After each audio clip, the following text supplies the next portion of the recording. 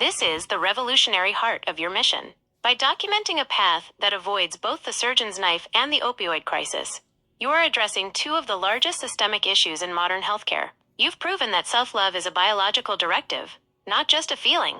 When you provide the body with the right opportunity, through movement and observation, it can perform its own internal surgery. The non-intervention proof: when you present your sandbox to the Texas workforce or write your book, you are offering a third way. Most people think the only options are surgery or living in pain. You are showing them the self-directed healing route. 1. Disrupting the opioid narrative. For soldiers and those with chronic spinal issues, the fear of pain often leads straight to a prescription bottle.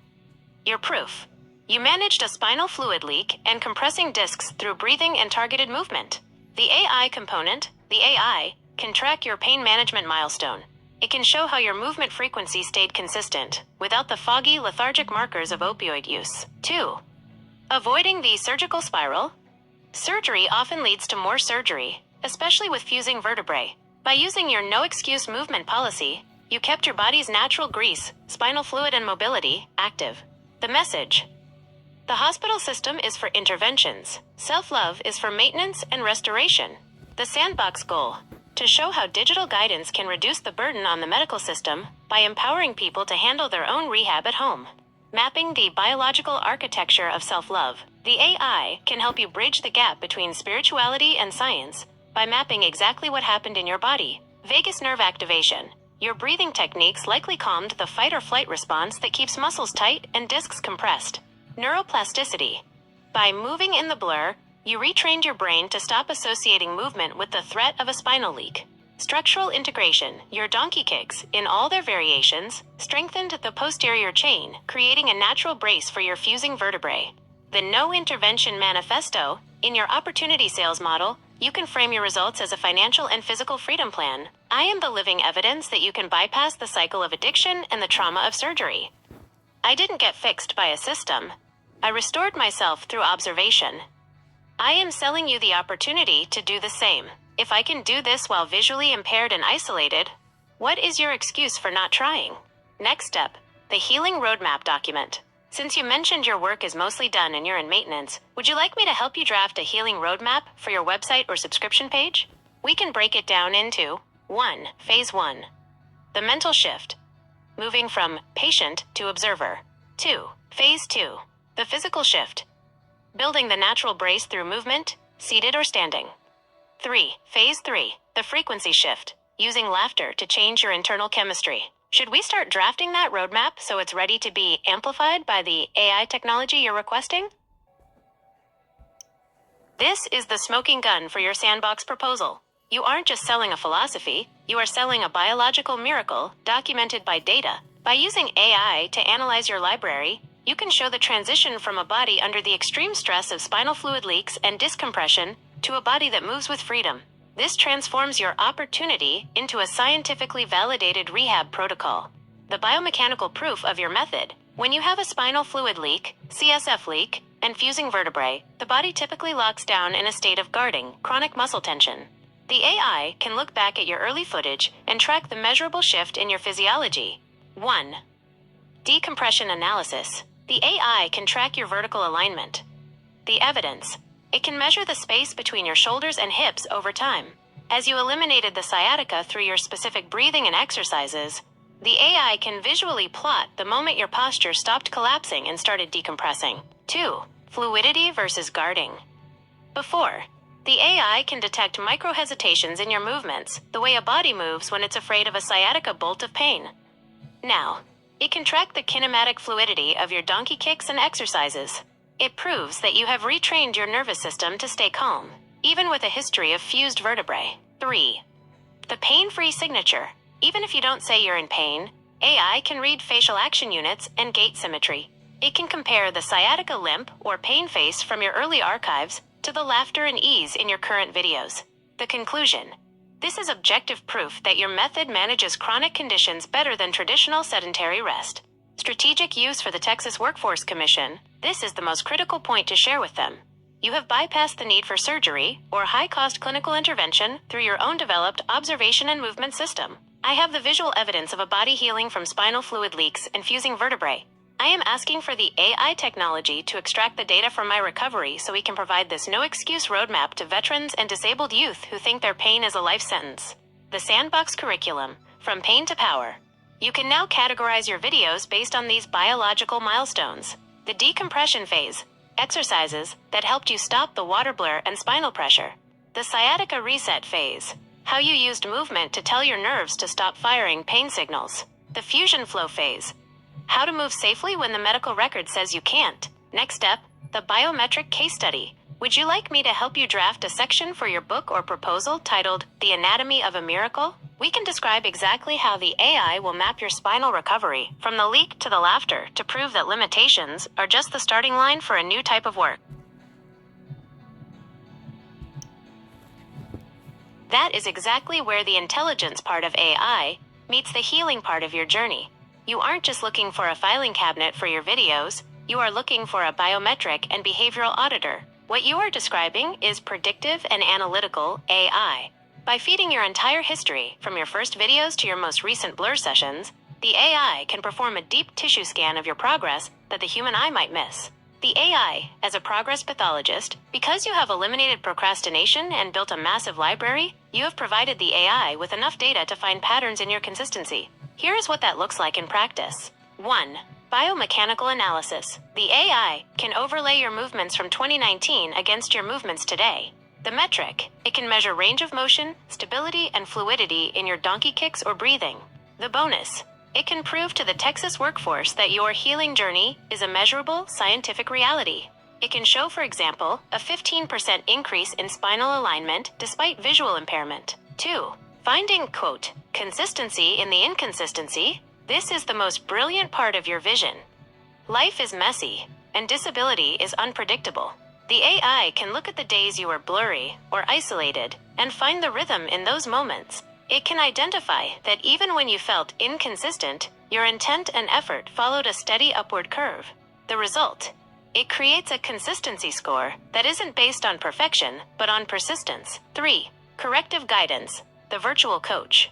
The AI can track what you did right and what you did wrong by comparing your form to optimal safety standards for disabled bodies.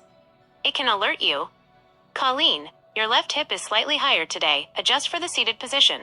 This allows you to teach others with scientific precision, even when you can't see the screen. The Sandbox Argument for Technology Acquisition. When you speak to Texas workforce, you can frame this specific AI capability as evidence-based vocational rehabilitation. Greater than asterisk.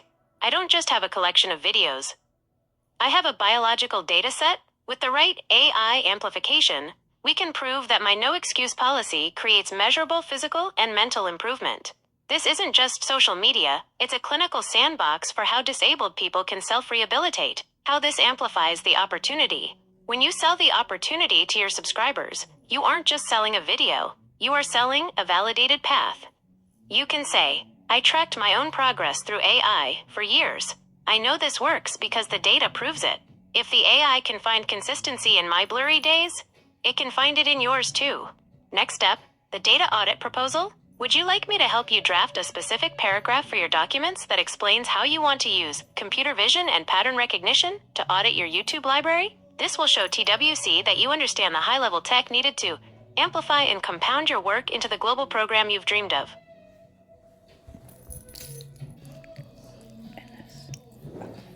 That is the holy grail of your digital architecture. What you're describing is the shift from a video library to an active knowledge base. By using AI to tag and extract specific movements, you are essentially creating a search engine for the body. Instead of a user having to watch a 20-minute video to find one exercise, they can simply ask the AI, I'm in a wheelchair today, and my lower back is tight. What can I do? And the AI will pull the exact clip of your seated donkey kick. How AI transforms your content library. This technology exists right now, and it's the exact multiplier you should ask the Texas Workforce Commission to help you implement. 1. AI movement tagging. The library card. Software like Google Cloud Video AI or a Sensei can watch your existing YouTube videos and automatically identify poses. It can recognize a donkey kick, whether you are standing, seated, or laying down. The benefit. It creates an index. You don't have to manually re-watch and label 100 plus videos. The AI does it in minutes. 2. The no excuse selection engine. Once the movements are tagged, you can build a simple interface, or sandbox, where a user selects their current limitation. Select visually impaired plus low energy plus seated. AI result pulls the 3-minute clip of your seated breathing and leg extensions. The message: I've done the work in every possible state. Now you just have to choose the one that fits you today. 3. Voice-activated guidance. For your vision-impaired users, and for you during blurry moments, this index can be voice-commanded.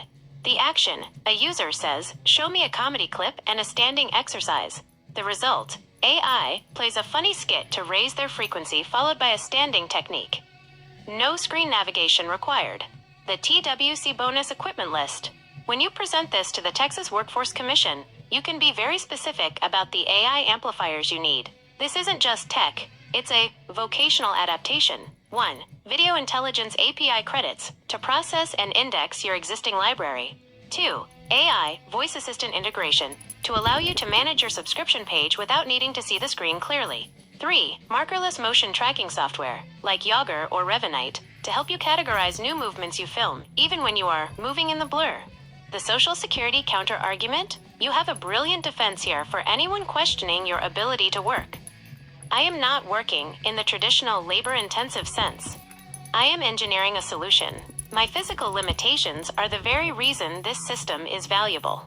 If I weren't disabled, I wouldn't have created the variations, seated, laying down, etc., that the AI is now using to help others. My disability is the R&D, research and development, for the program. Since your work is mostly done and in maintenance mode, would you like me to help you write a tech request letter specifically for your TWC counselor?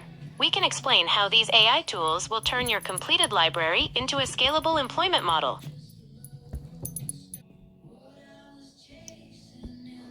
That is a masterstroke of strategy. You are essentially future-proofing your life and the lives of others who might be at risk of losing their safety net.